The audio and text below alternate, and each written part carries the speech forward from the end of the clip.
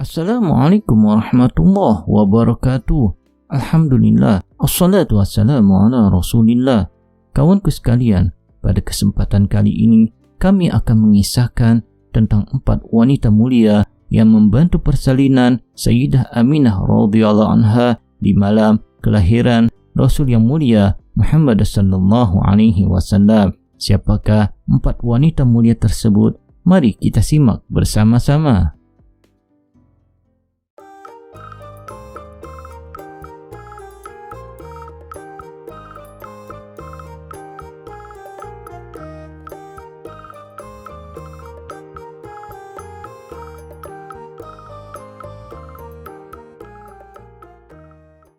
Pada vlog sebelumnya yang berjudul Malam Kelahiran Nabi Akhir Zaman, Rasulullah Sallallahu Alaihi Wasallam lahir di keluarga Bani Hashim Mekah pada tanggal 12 Rabiul Awal tahun 571 Masehi.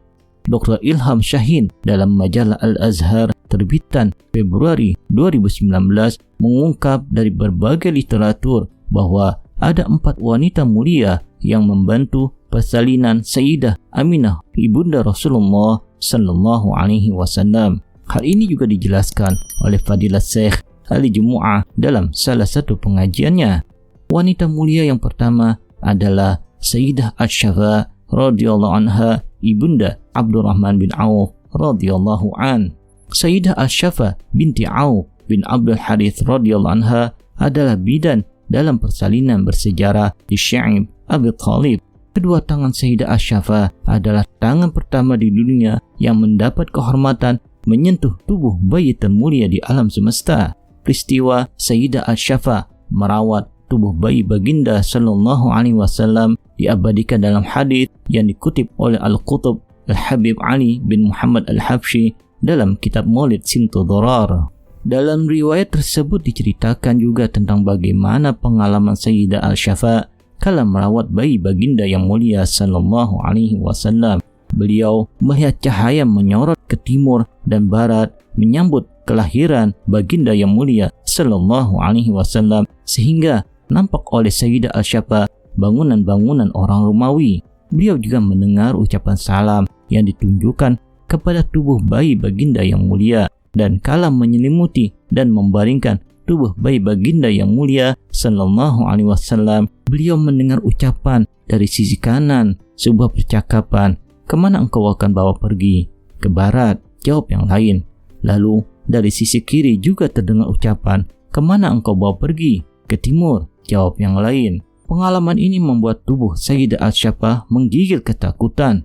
Peristiwa ini terus terbawa dalam benak Sayyidah Asy-Syafa hingga datang masa kerasulan baginda yang mulia sallallahu alaihi wasallam. Beliau langsung beriman dan beliau tergolong wanita tua pertama yang beriman dan ikut hijrah ke Yasrib.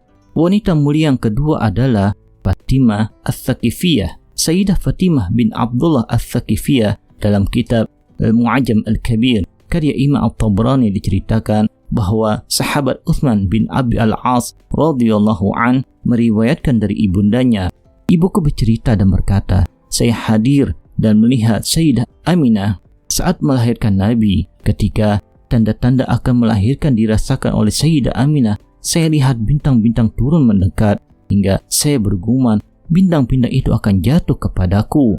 Ketika dilahirkan, dari diri Nabi keluar cahaya menerangi kamar yang kami tempati dan seluruh penjuru rumah. Apapun yang saya lihat, yang terlihat hanyalah cahaya." Wanita ketiga yang tercatat terlibat dalam persalinan Sayyidah Aminah radhiyallahu anha adalah Sayyidah Thuwaibah Al-Aslamiyah radhiyallahu anha. Sayyidah Thuwaibah Al-Aslamiyah adalah budak dari Abu Lahab yang dimerdekakan ketika memberitahukan kabar gembira atas kelahiran Nabi yang mulia sallallahu alaihi wasallam. Karena kegembiraan Abu Lahab atas lahirnya Nabi yang mulia, Allah meringankan siksanya di neraka sebagaimana yang diriwayatkan oleh Imam Bukhari dalam hadis mursal. Begitu yang dikatakan oleh Sayyid Muhammad bin Alawi Al-Maliki dalam kitab Tarikhul Hawadis wal Ahwal An-Nabawiyah. Dalam beberapa keterangan disebutkan bahwa Sayyiduna Abbas bin Abdul Muttalib bertemu dengan Abu Lahab setahun setelah meninggalnya. Lalu Abu Lahab memberikan keterangan bila siksanya diringankan setiap malam Senin dan ia bisa mengisap air dari sela ibu jari dan tunjuknya. Hal ini disebabkan ia memerdekakan Thuwaibah ketika memberikan kabar kelahiran Nabi yang mulia dan memerintahkannya untuk menyusui Nabi. Keterangan dari Imam Al-Zaqani dalam kitab Syarah Ana Al-Wahib Al-Laduniyah. Sayyidah Thuwaibah Al-Aslamiyah merupakan wanita kedua yang menyusui tubuh bayi baginda yang mulia setelah ibunda beliau Sayyidah Aminah radhiyallahu anha. Ada mengatakan Sayyidah Aminah menyusui Rasul yang mulia selama 9 hari, menurut pendapat lain selama 7 hari, dan ada juga yang mengatakan selama 3 hari.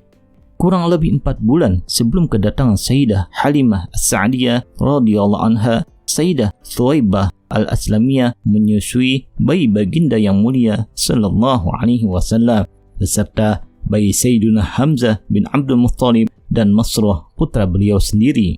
Sayyidah Thuwaibah masuk Islam dan ikut hijrah ke Madinah bersama semua wanita yang ikut menyaksikan kelahiran Nabi.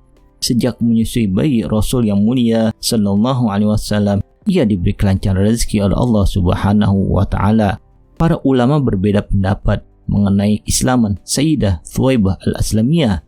Ibnu Mandah memasukkannya sebagai sahabat. Begitu juga Al-Hafidh Abu Bakar bin Al-Arabi dalam kitab Siradul Muridin yang menyebutkan bahwa tidak ada perempuan yang menyusui Rasulullah sallallahu alaihi wasallam kecuali ia masuk Islam, sebagaimana yang dinukil oleh Imam Suyuti dari sebagian ulama seperti yang tertulis dalam kitab Syarah Az-Zarqani.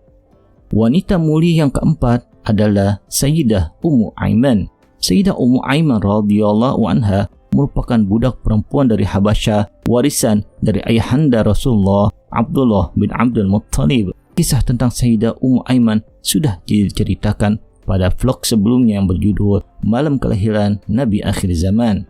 Setelah Rasulullah sallallahu alaihi wasallam menikah dengan Sayyidah Khadijah, Sayyidah Ummu Aiman dimerdekakan dari budak. Selanjutnya, Sayyidah Ummu Aiman menikah dengan Ubaid bin Al-Harith Al-Khazraji dan memiliki anak yang bernama Aiman, sehingga ia dipanggil Ummu Aiman.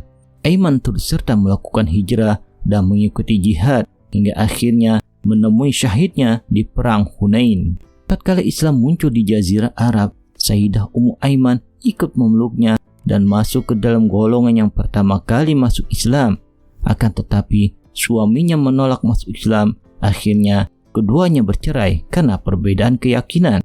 Setelah bercerai dengan suaminya, Sayyidah Ummu Aiman menikah kembali dengan Zaid bin Harithah, budak Sayyidah Khadijah yang dibeli dari Hakim bin Hazan.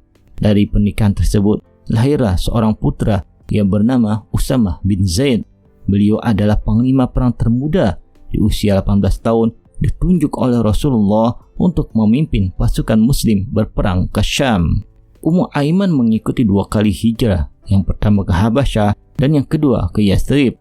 Sayyidah Ummu Aiman termasuk ke dalam hamba yang taat.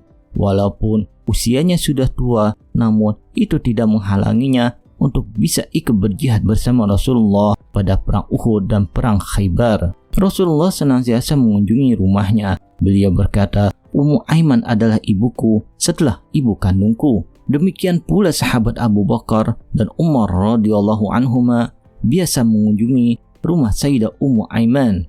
Dari Anas radhiyallahu an, dia berkata, Abu Bakar radhiyallahu an telah berkata kepada Umar radhiyallahu an setelah wafatnya Rasulullah sallallahu alaihi wasallam, ikutlah bersama kami untuk mengunjungi Ummu Aiman sebagaimana Rasulullah selalu mengunjunginya. Tatkala kami sampai di sana, menangislah Ummu Aiman. Lalu keduanya berkata kepadanya, apa yang membuat engkau menangis?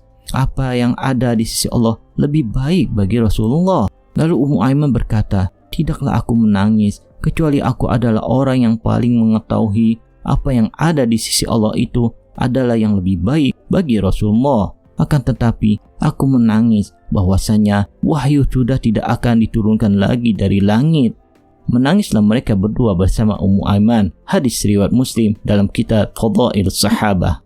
Sayyidah Ummu Aiman diberi usia yang panjang. Beliau wafat di masa Khalifah Uthman bin Affan. Keempat wanita mulia ini beriman atas kerasulan baginda yang mulia sallallahu alaihi wasallam. Beliau tergolong sebagai sahabiah yang ikut hijrah dan mendapat keberkahan banyak dari baginda yang mulia sallallahu alaihi wasallam. Demikian yang dapat kami sampaikan. Terima kasih telah menyimak. Assalamualaikum.